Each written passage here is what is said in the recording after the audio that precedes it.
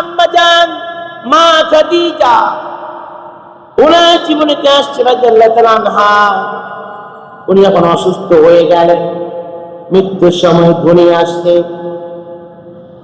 নবীর দিকে তাকিয়ে থেকে খাদিজা, আল্লাহ নবী বলে খাদিজা কিছু বলতে চাও? নবী কিচ্ছু বলতে চাই না, প্রথম যেটা বলতে চাই একটা কথা, তবে কি আপনার সুন্দর চেহারা দেখে আমার তৃপ্তি মিটে না।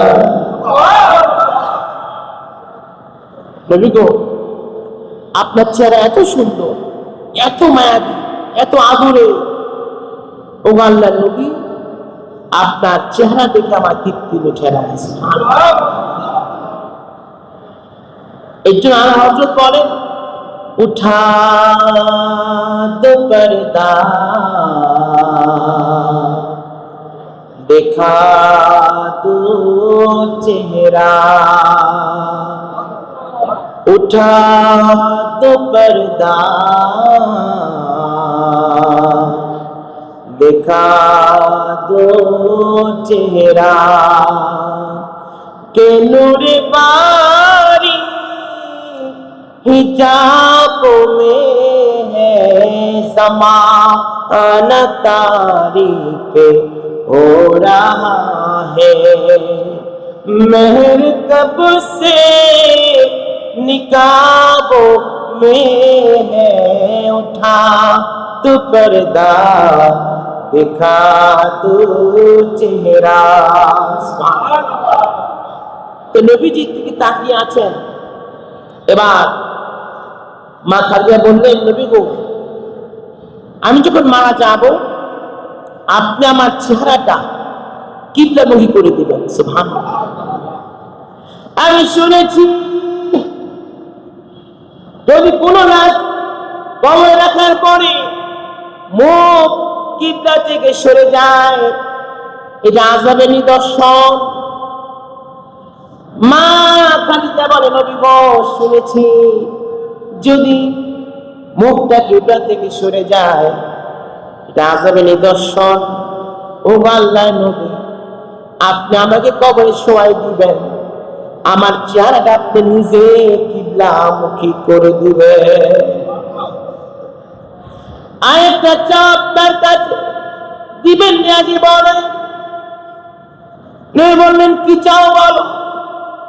ইসলামের জন্য মা খাদিজার চাইতে এত বড় কুরবানি আর কেউ করতে পারে না। কোটি কোটি টাকার মালিক ছিলেন সেই সময়, এত সম্পদ, সব সম্পদ আমার নবীর কদমে দিনের জন্য কুরবানি করে দিয়েছে। নবী ইসলামের জন্য মা খাদিজা সব সম্পদ ব্যয় করে দিয়েছে। কখনো মা খাদিজা সামান্য পরিমাণ খারাপ ব্যবহার করেন না, এত খিদমত করেছেন মা। নবী জামাত জাবালে নূর হেরা গুহায় জমিন থেকে 2800 ফিট উঁচা নবীজি খাবার নিয়ে যাইতেন, মা কাছে খেয়াল করতেন এই খাবার কতক্ষণ চলবে, কয় বেলা চলবে। যখন বুঝতে পারতেন যে খাবার তো শেষ হয়ে গেছে, নিজে খাবার নিয়ে সে পাহাড়ে চলে যেতে। যে পাহাড় উঠতে এত ভয় লাগে, এত উঁচু পাহাড়। মা খাদিজার বয়স যথেষ্ট হয়ে গেছে, তারপরে নবীকে না খাওয়া খাইতেন না। মা খাদিজা বলতেছেন নবী গো, আমার একটা চাওয়া, কি চাওয়া বলো? নবী গো, আপনি পাগড়িটা আমার কাপড়ের সাথে মিলাই দিবেন। দিবেননি? আপনি একটু পাগড়ি কাপড় আমার কাপড়ে ঢুকাই দিবেননি? দিলে কি হবে?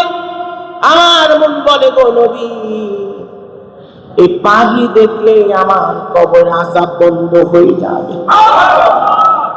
আপনি কাপড়টা দেন, পাগড়ির কাপড়।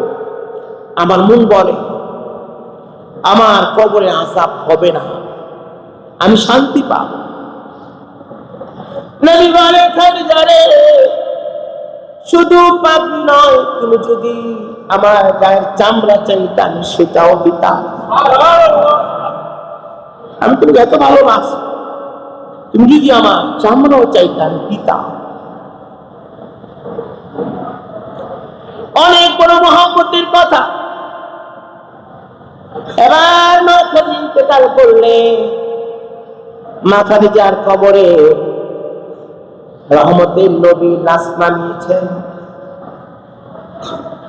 রহমতের নবী মা খাদিজার চেহারা মোবারক কিবলামুখী করে দিয়েছেন। দাঁড়িয়ে দেখতে পাচ্ছেন চেহারা ঘুরে আবার উপর দিকে চলে আসছে। নবী অবাক হয়ে গেলেন, আমার চেহারা কিবলামুখী করলেন, ঘুরিয়ে দিলেন, বাঁকা করে দিলেন, আমার চেহারা উপর দিকে উঠে যায়। তিনবার এমন হয়ে গেল, একটু ভয় পেয়ে গেলেন, কি হচ্ছে এটা? আসমান থেকে গায়েবী আওয়াজ আসছে, নবী গো আর চেহারা ঘুরে দিন না। যেদিকে চেহারা গেলে খাদিজার চেহারার মধ্যে মাটি লাগবে, আমি আল্লাহ সহ্য করতে পারবো না। খাদিজার চেহারা মাটি লাগবে, আমি আল্লাহ সহ্য করতে পারবো না। আমি আল্লাহ কুদরতি ভাবে তার চেহারা উপর দিকে তুলে দিয়েছি। সুবহানাল্লাহ। কারণ সে খাদিজা, যে খাদিজা নবী পাকের চেহারার মধ্যে ধুলি মেরেছিলেন কাফের, মা খাদিজা সহ্য করতে পারেন নাই, নিজে হাতে পরিষ্কার করেছে। যিনি নবীজির পথ সহ্য করতে পারতেন না, নবীজির গায়ে ধুল সহ্য করতে পারতেন না, আল্লাহ বলে আমিও চাই না খাদিজা গালের মধ্যে মাটি লাগুক। সুবহানাল্লাহ।